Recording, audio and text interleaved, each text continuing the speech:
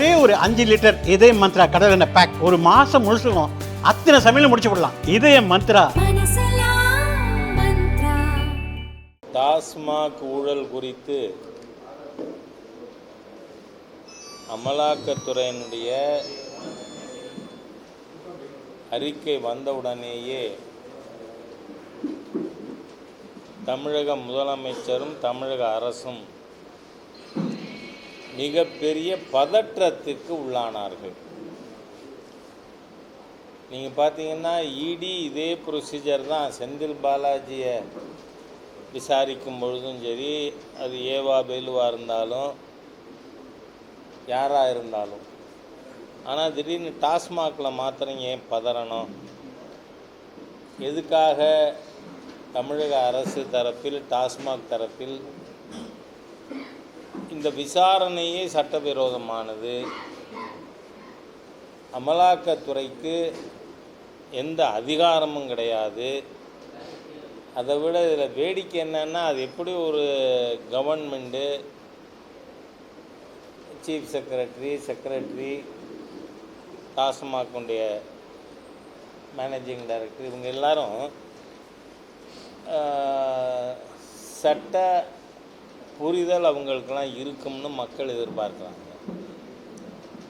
ஆனால் எங்களுக்கு முன்னாடியே அறிவிக்காமல் ரைடு பண்ணாங்கன்னு. இது என்ன சினிமா இல்லையா?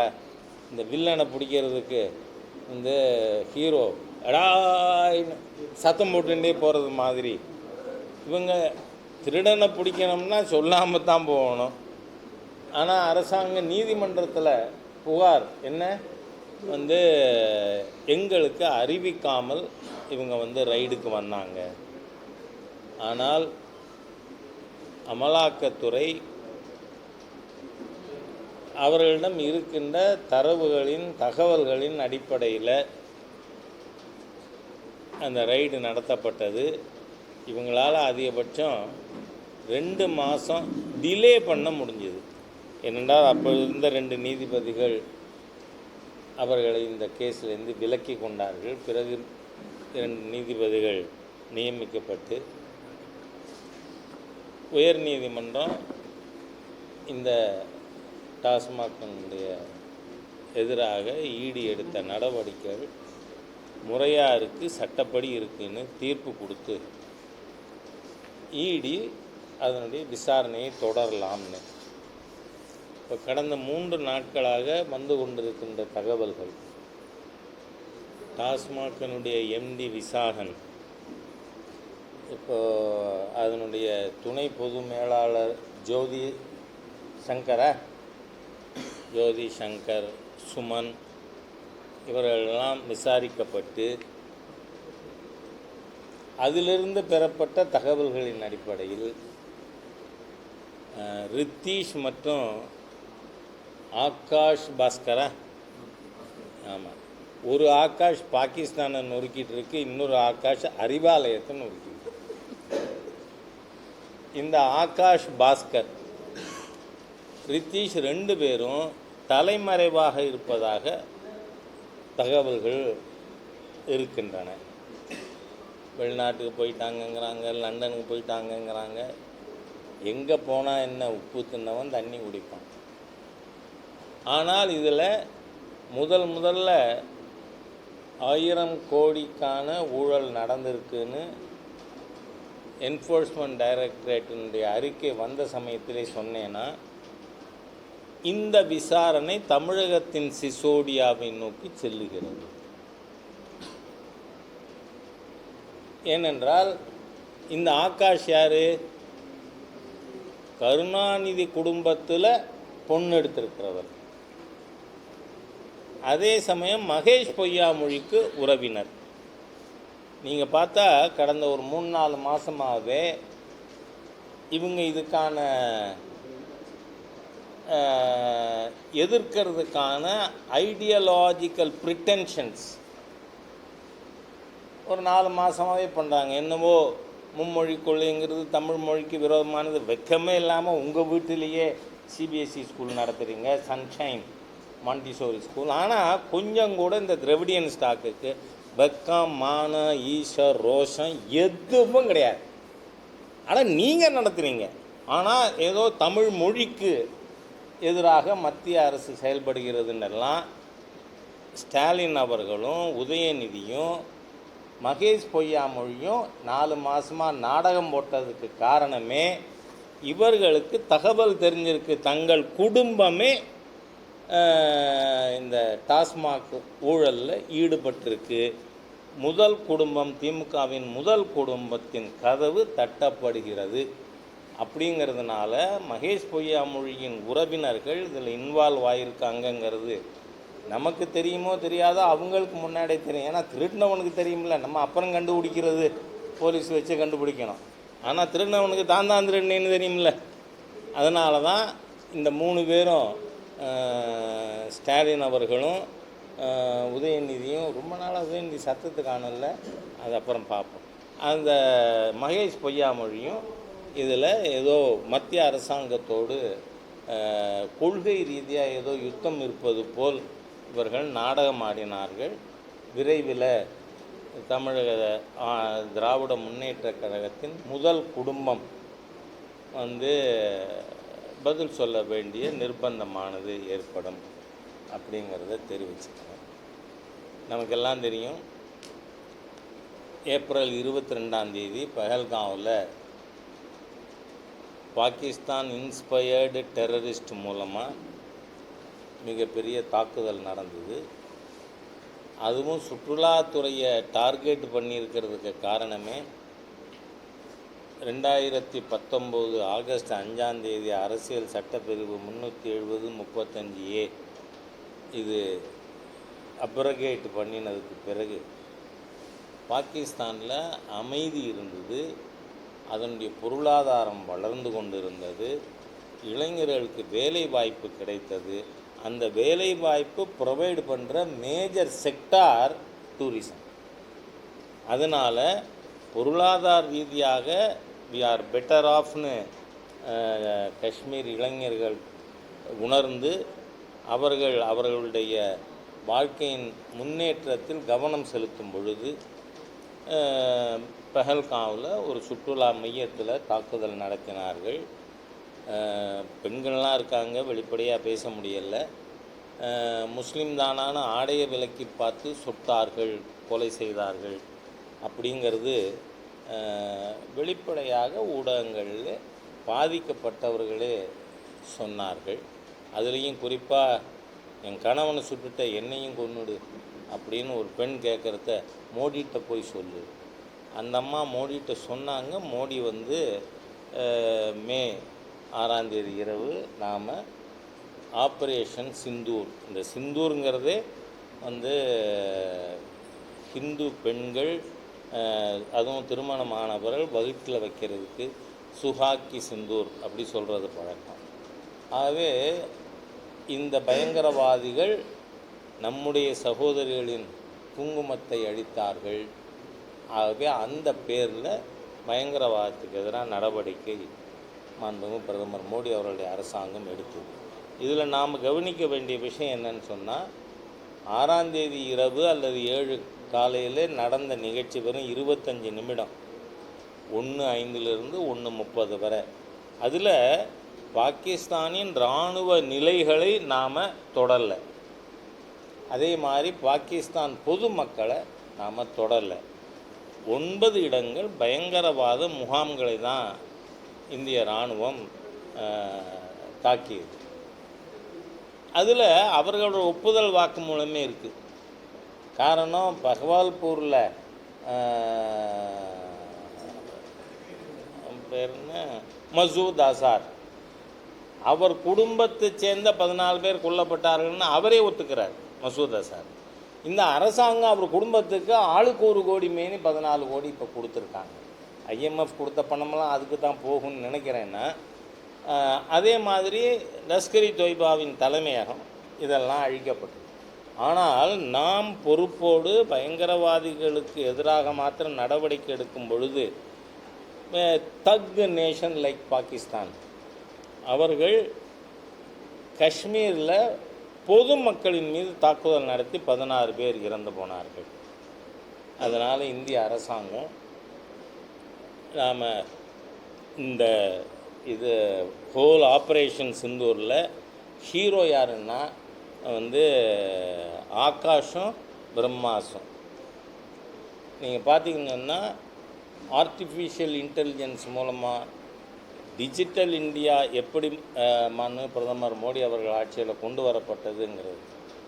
நாம் பாகிஸ்தானுக்குள்ளே போகாமலே பிரதமர் தேசத்துக்கு உரையாற்றும் பொழுது சரியாக சொன்னார். பாகிஸ்தான் நம் எல்லையிலே தாக்கியது, ஆனால் பாகிஸ்தானை நெஞ்சிலே மிதித்தது பாரதம். உள்ளுக்குள்ளே போய் 200 கிலோமீட்டர் 300 கிலோமீட்டர் உள்ளே போய், அதுலேயும் குறிப்பாக 10ஆம் தேதி காலையில் மிகப்பெரிய விமான தளங்கள் 4 உட்பட 11 தளங்கள் ஒரே நாளில் தரைமட்டமாக்கப்பட்ட காரணத்தால் நம்ம director general of military operations அவர் நாட்டு மக்களுக்கு ஊடக நண்பர்களுக்கு முன்னாடி சொல்லும் பொழுது தெளிவாக என்ன சொல்லியிருக்கார், வந்து Pakistan was begging before us, எங்கள் முன்பாக மண்டியிட்டு பிச்சை எடுத்தார்கள், நாங்கள் நிறுத்திடுறோம், நீங்கள் இனிமேல் அடிக்காதீங்க. அதனால தான் நாம் வந்து சீஸ்ஃபயர் அவங்க கேட்டாங்க, இல்லை நம்ம டைரக்டர் ஜெனரல் மிலிட்ரி ஆப்ரேஷன் சொன்ன மாதிரியா அவங்க மண்டியிட்டாங்க, அதனால் சரின்னு சொன்னோம். இருந்தாலும் இந்த உண்மைகள் பூரா உலக நாடுகளுக்கு, அது முக்கியமாக பாரத நாட்டின் நேச நாடுகள் ஒரு 30-35 நாடுகளுக்கு நாம் ஒரு பாராளுமன்ற உறுப்பினர்கள் குழுவை அனுப்பி இந்தியாவினுடைய என்னென்ன நடந்ததுங்கிறது நம் தரப்பு விஷயங்களை தெளிவுபடுத்துறதுக்காக நாம் அதில் 34-35 பேர் பாராளுமன்ற உறுப்பினர்கள் நியமிக்கப்பட்டிருக்காங்க. அதில் காங்கிரஸ் கட்சி, திமுக உட்பட அவங்க சகோதரி கனிமொழியை பாரத நாட்டு தரப்பை அது நேற்றுக்கே நம்ம மிஸ்ரி அவர்கள் எக்ஸ்டர்னல் அஃபேர்ஸ் செக்ரட்டரி அவர்கள் என்னென்ன விஷயங்கள் நடந்ததுங்கிறத சொல்லியிருக்கார். ஆனால் இதை பற்றின ஒரு புரிதல் இல்லாமல் தமிழ்நாட்டில் இருக்கிற சில தற்குறிகள், நான் பேர் சொல்லணும்னு அவசியம் இல்லை, இது மோடியின் பலவீனத்தை காட்டுது அப்படின்னு பேசக்கூடிய அடிமுட்டாள் தமிழ்நாட்டில் இருக்காங்க. காரணம் என்ன, 72ல் அன்றைக்கு பிரதமராக இருந்த திருமதி காந்தி அவர்கள் இந்த மாதிரி குழு அனுப்பிச்சாங்களா இல்லையா? அதே மாதிரி திரு நரசிம்மராவ் அவர்கள் பிரதமராக இருக்கும் பொழுது ஐநா சபையில் காஷ்மீர் குறித்து விவாதம் வருது. அப்போ அதுக்கு தலைமையேற்று சென்றது யார்? திரு அடல் பிஹாரி வாஜ்பாய் அவர்கள். நரசிம்மராவ் அவர்கள் வாஜ்பாய் கிட்ட தான் சொல்கிறாரு, இதுக்கு நீங்கள் தலைமை தாங்கி போகிறது தான் சரியாக இருக்கும் அப்படின்னு. அதை வாஜ்பாய் அவர்களும் ஏற்றார்கள். சரியான முறையில் சர்வதேச அளவில் ஜம்மு காஷ்மீர் ப்ராப்ளங்கிறது it's bilateral issue, it's not an international issue அப்படிங்கிறத தெளிவுபடுத்தினார். ஆனால் இப்போ திடீர்னு பார்த்தா நீங்கள் யூஎன் சார்ட்டர்லேயே ஜெனீவா ஒப்பந்தத்தின் ஒரு ஷரத்து இருக்குது. ஒரு நாட்டை நாம் அடிக்க போகிறோம்னா அவங்கள அடிக்க போகிறோண்டான்னு சொல்லிவிட்டு அடிக்க சொல்லியிருக்கு. சொல்லாமல் அடிச்சுட்டு ஓடி போகிறது பாகிஸ்தான் கல்ச்சர். அதை நம்ம பஹல்காமில் பார்த்தோம், அதுக்கு முன்னாடியும் பார்த்துருக்கோம். ஆனால் இதை நான் இப்போ அடிக்கிறேங்கிறத சொல்லியிருக்குன்னு நம்ம ஃபாரின் மினிஸ்டர் சொன்ன உடனே ஒரு பொறுப்பற்ற எதிர்கட்சி தலைவர், இந்த நாட்டுக்கு மிகப்பெரிய துரதிருஷ்டம், ராகுல் காந்தி போன்று தேசப்பற்று இல்லாத, அங்கே கொஞ்சம் யார் பேசணும் இல்லாத, இந்த நாட்டுக்கு எதிராக செயல்படுவதே தன் கடமையாக வச்சிருக்கின்ற ராகுல் காந்தி போன்றவர்கள். இது நான் with all responsibility under my command I am telling this. ஏன்னா ராகுல் காந்தி ஏற்கனவே சொல்லியிருக்கார், I not only oppose BJP, I not only oppose RSS, I fight Indian state. அவர் ஐ ஃபைட் இந்தியன் கவர்மெண்ட்னு சொல்லியிருந்தால் ஐ கேன் அண்டர்ஸ்டாண்ட். இந்திய அரசாங்கத்தை யார் வேணால் எதிர்க்கலாம், எதிர்கட்சி எதிர்க்கலாம். ஆனால் அவர் சொன்னது என்ன, இந்த தேசத்தை நான் எதிர்க்கிறேன், ஐ ஃபைட் இந்தியன் ஸ்டேட். அப்படிப்பட்ட இந்த நாட்டிற்கு எதிராக செயல்படுகின்ற ஒரு ராகுல் காந்தி, நம்ம விமானங்கள் எவ்வளவு அழிக்கப்பட்டது, சரி நம்ம விமானம் வீழ்த்தப்பட்டிருந்தால் அது யார் உடனே சொல்லுவாங்க? பாகிஸ்தானே சொல்லணும். ஏன்னா இப்போ நீங்கள் விமானங்கள் எதுவும் அழிக்கவில்லைன்னு சொல்லி நம்ம ஃபோட்டோ எடுத்து போட்டுருக்க முடியுமா? அடித்தவன் சொல்லணும்ல. அது எங்கேயுமே நடக்கலை. ஏன்னா இந்த முறை நாம் இது போர் இல்லை, ஜஸ்ட் எ கான்ஃப்ளிக்ட். அதன் மூலமாகவே இந்த உலகத்திற்கு எவ்வளவு சக்தி வாய்ந்த இராணுவ அமைப்பை கொண்டது பாரத நாடு. ஏன்னா சீனாவிடமிருந்து வாங்கிய JF-17 2 போர் விமானங்கள் வீழ்த்தப்பட்டிருக்கு, அரசாங்கம் அறிவிச்சிருக்கோம். அதே மாதிரியாக P-16 அமெரிக்காவிடமிருந்து பாகிஸ்தான் வாங்கி வச்சுருந்தது, அது அழிக்கப்பட்டிருக்கு.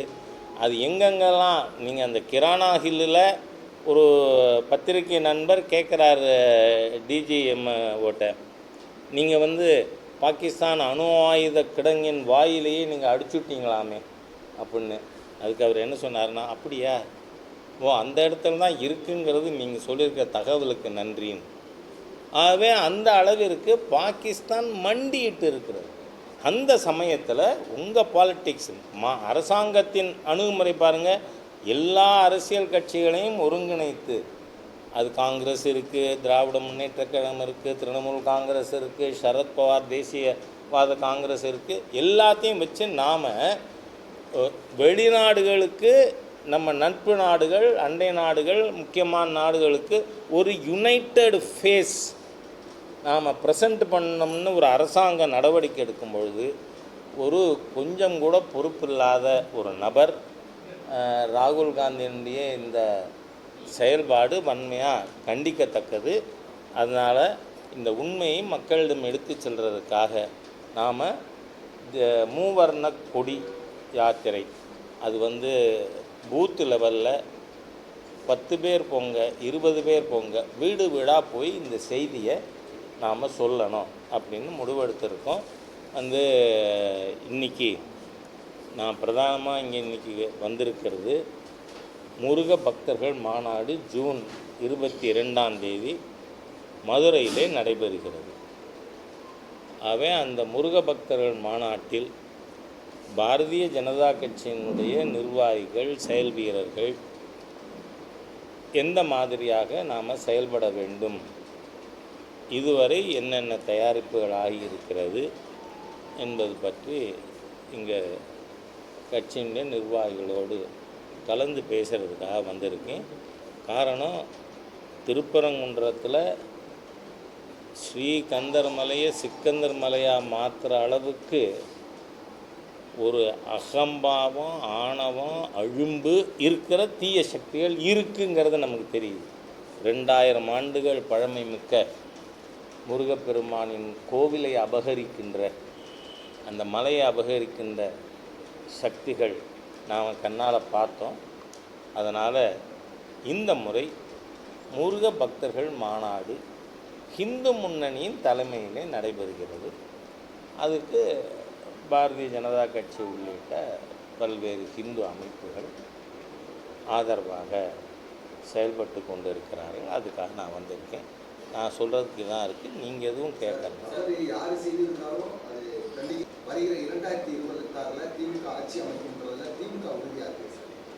சார், கனவு காண்றதுக்கும் கற்பனை குதிரைகளை கட்டவிழ்த்து விடுவதற்கும் திமுகவுக்கு உரிமை இல்லைன்னு நான் சொல்ல மாட்டேன். நீங்கள் சொல்கிறீங்களா சார்? நான் சொல்கிறேன், நீங்கள் பாரதிய ஜனதா கட்சி தேசிய ஜனநாயக கூட்டணியில் அகில இந்திய அண்ணா திராவிட முன்னேற்ற கழகம் இணைந்தது. மாண்புமிகு உள்துறை அமைச்சர் அவர்கள் வந்தார்கள். அன்றைக்கி ஒரே வார்த்தையில் மாண்புமிகு உள்துறை அமைச்சரோட விசிட்டை சொல்லணும்னா, திரு அமித்ஷாஜி அவர்கள் வந்தார், கண்டார், வென்றார். அதுக்கு 6 மணி நேரத்துக்குள்ள சகோதரி கனிமொழி கதறியதை நீங்கள் தானே பார்த்தீர்கள்.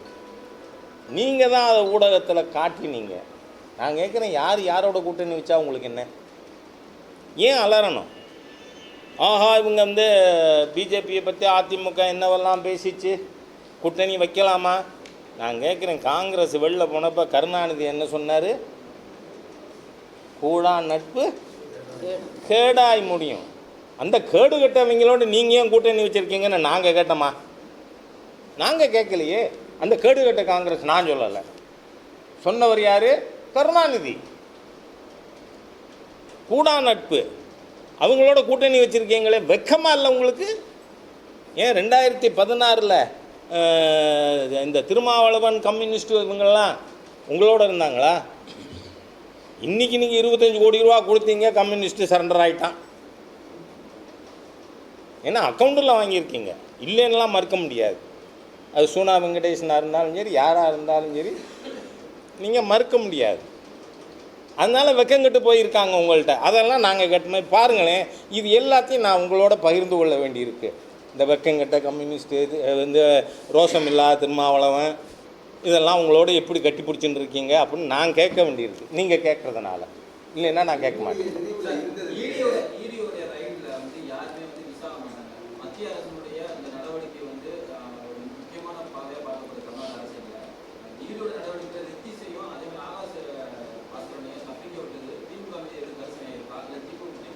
பாருங்களேன், விசாரணை நடந்து கொண்டு இருக்கும் பொழுது ஓடி போயிருக்காங்கன்னு தகவல். நீங்கள் இப்போ யார், அவர் பேர் என்ன, அசோக் குமாரா? இதுக்கு முன்னாடி செந்தில் பாலாஜி தம்பி, அவரை கூட ஒழிச்சு வச்சுன்னு அப்புறம் விட வேண்டி வந்ததில்ல. அதனால தான் நான் ஆரம்பத்திலே சொன்னேன், லண்டனுக்கே போனாலும் நிச்சயமாக கைது செய்யப்படுவார்கள். இது முக்கியம் என்னன்னா, மூக்காமுத்துவுக்கு பேத்தி புருஷன் அப்படி தகவல் இருக்கு. அவர் யாருன்னா மகேஷ் அன்பில் பொய்யாமொழிக்கு உறவினர்னு வருது. ஆக இப்போ என்ன, யாரெல்லாம் இந்த போலி தமிழ் வேஷம் போட்டு அவங்களே எல்லாரும் இந்த, நான் சொல்லுவேன், மகேஷ் பொய்யாமொழி பற்றியெல்லாம் நான் பேசவே கூடாது, ஒர்த்லெஸ் ஃபெலோ. ஏன்னா உங்கள் பையன் தமிழ் படிக்கலை, ஃப்ரெஞ்சு படிக்கிறான். வெக்கங்கட்ட தமிழ் இன துரோகிகள். ஆனால் நீங்கள் என்ன கட்டமைக்க நினச்சிங்க? சென்டருக்கு எதிராக இவர்கள் தமிழுக்கு விரோதமானவர்கள்னு. அது எல்லாம் காரணம் என்ன? இந்த ஆகாஷ் ரித்தீஷ் காரணங்கிறேன். நிச்சயமாக இவர்கள் கண்டுபிடிக்கப்படுவார்கள், கைது செய்யப்படுவார்கள்.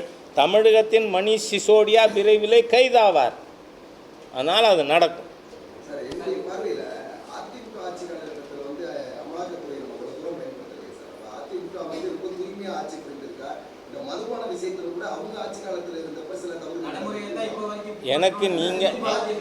எனக்கு நீங்கள் என்ன மீடியா தெரியாது. சரி, அறிவாலய ஆர்வலராக, நான் இப்போலாம் அறிவாலய அடிமைன்னு யாரையும் சொல்கிறதில்ல. மனசு புண்படுதுன்னு ரொம்ப பேர் என்கிட்ட சொன்னாங்க. என்ன, அதனால் அறிவாலய ஆர்வலர்கள், அது தப்பான வார்த்தை இல்லையில, அந்த வார்த்தை நான் பயன்படுத்தலாம்.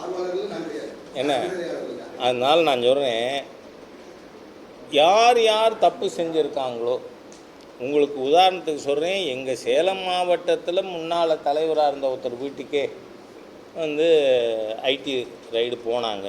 பிஜேபி மாவட்ட தலைவராக இருக்கார் அவர்.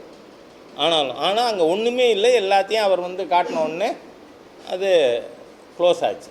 அந்த மாதிரி யாராக இருந்தாலும் நாங்கள் கவலைப்பட மாட்டோம். அப்போ நடவடிக்கைகள் மேற்கொள்ளப்படும். இதில் திருடங்க கூட இருக்கிற கட்சி திமுகங்கிறதுனால உங்களுக்கு அதிகமாக தெரியும், அவ்வளவுதான்.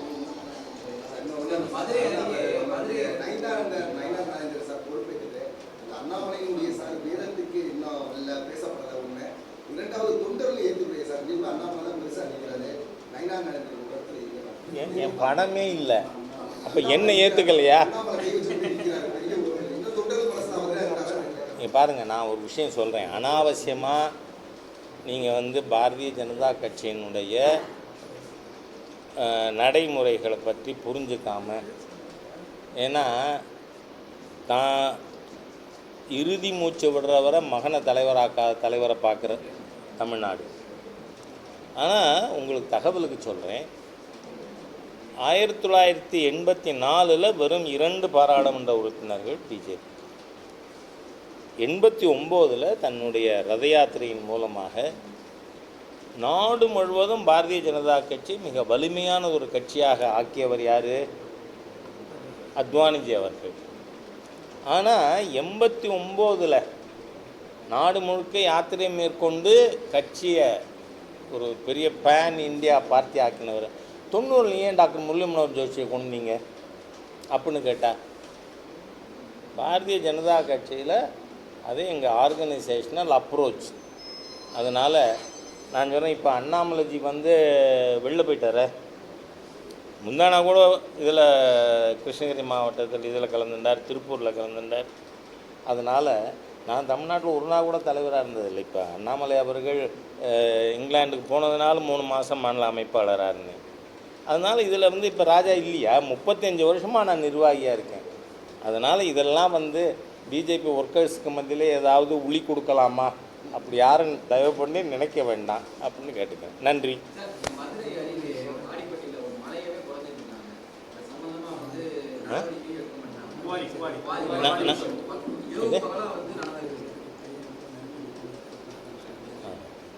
இல்லை, நான் அந்த இடத்த போய் பார்த்துட்டு அதுக்கப்புறம் நிச்சயமாக செய்யணும். ஏன்னா நான் ஏற்கனவே சொல்லியிருக்கேன், பாடப்புஸ்தகத்தில் குழந்தைகளுக்கெல்லாம் மலை என்பது ஒரு காலத்தில் இருந்தது அப்படின்னு படிக்க வேண்டி இருக்குமோ அப்படிங்கிற மாதிரி நடந்துட்டுருக்கு.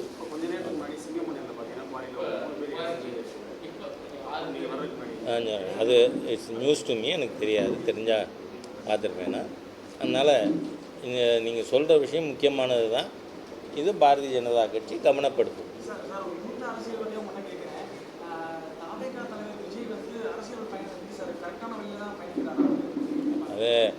அது என்ன பில்லியா புஷியா அவங்கெல்லாம் பார்த்து சொல்ல வேண்டிய விஷயம். இது நான் என்ன சொல்கிறது, அது தெரியாது. பில்லியா புஷியோ சொல்கிறாங்களே, ஆமாம், அவங்க பார்த்துப்பாங்க. சரி, எஸ் காட் ரைட். நான் எப்படி பிஜேபி ஏடிஎம்கே அலையன்ஸ் வந்த அன்னைக்கு சகோதரி கனிமொழி அலறியது முறையில்லைங்கிற உங்கள் பயத்தை காட்டுது. அதனால் காரணம், திராவிட முன்னேற்ற கழகம் அன்னி வரைக்கும் என்ன நினச்சாங்க, we are unbeatable, we cannot be ப்ரிவெண்டட்னு. அந்த நிலை மாறிப்போச்சு. அதனால் அவர் தாவேகாவுக்கு திரு விஜய் அவர்கள் தனியாக போனோன்னு முடிவெடுத்தால் அது சரி, இல்லை கூட்டணி வைக்கணும்னு முடிவெடுத்தா அதுவும் சரி, அது அவரோட விருப்பம். அதில் நான் கருத்து சொல்கிறதுக்கு தயாரில்லை. It is he's right. Thank you.